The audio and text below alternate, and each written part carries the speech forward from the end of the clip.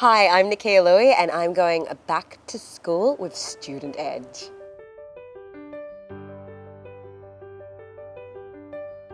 Tell us, what were you like as a student? I was like good and bad. Okay. So I was late a lot. So I wasn't very prompt and I wasn't very organised.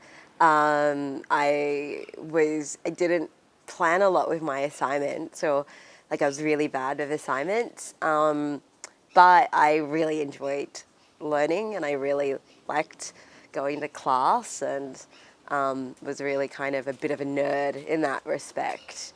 Yeah, like Okay. a massive nerd in that respect. So what was behind the lateness? What was behind all of that? I just like sleeping in. I was a teenager. Sure. Like, teenagers need a lot of sleep. It's like scientifically proven.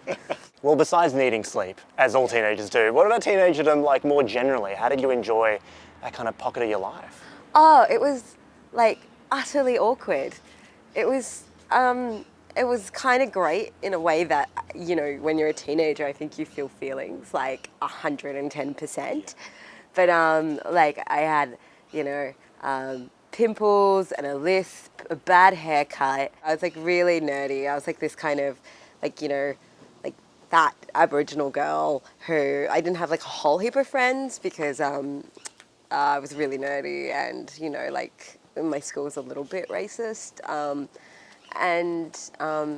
But I like was really into like drama and like reading and writing and couldn't talk to boys. So it was really weird. Like it was very like looking back at it, it was like an incredibly awkward time. Well, it sounds like you're in a pretty good place looking back on it now, but like at the time, I mean, how do you cope with that stuff? It's really funny because I wrote this article for The Guardian last year where I kind of talked about, you know, how it was kind of hard to be the Aboriginal person at my school when, you know, you would hear Abo jokes every day. So, like, I guess, like, when, I think at the time, at the moment, it was hard, you know, but, like, teenagers are people and people are pretty strong, so you have coping mechanisms.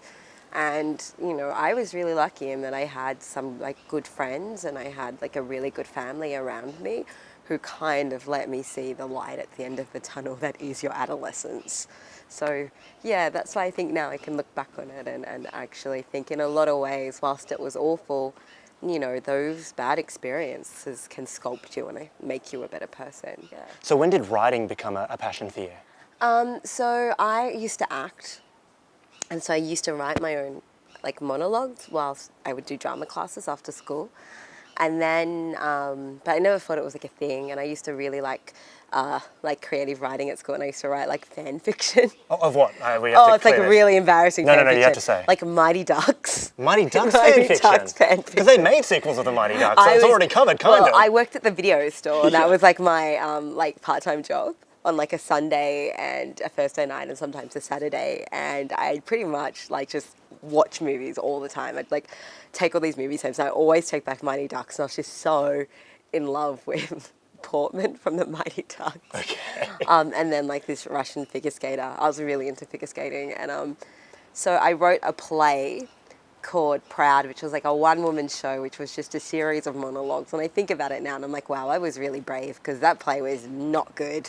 But I wrote that. That was the first ever time I started writing. Yeah. And then I went to law school and then did that and then didn't like it and became a writer.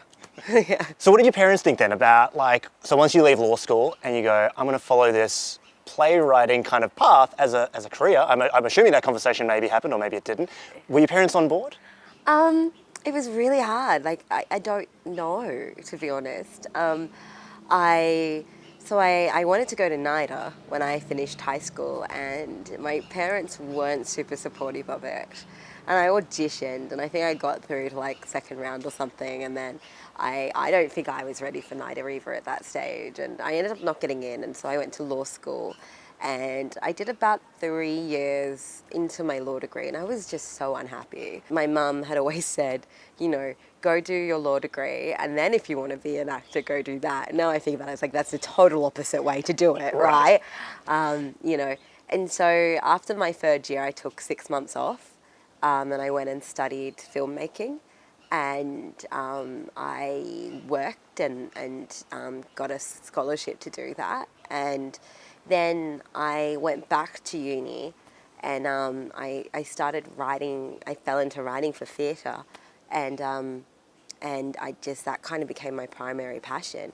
And I think what happened was my parents just saw me really happy, and I was working like way harder at this than I was, during law, and I'm really like loving what I do, and both my parents are very passionate about their careers, and I think it's so important to do what you love, because you have to do that like nearly every day of the week for like a huge chunk of your life. So you should be doing what you love, if that's how you want to prioritize your lifestyle. When you look back on your teenage days, do you have any regrets?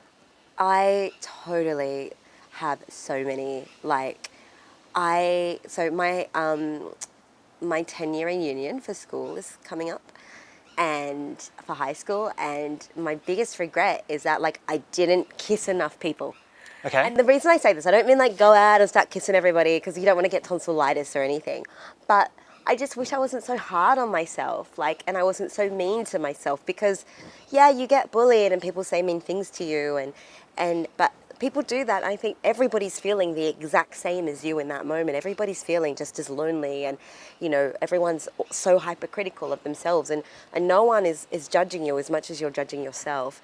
And I just wish if I had been as kind to myself as my friends were kind to me, and I was as kind to my friends, and I just kind of stopped worrying about people's judgment and embraced who I was more and had a bit of confidence, I think I might have had a different journey to what I'm doing now,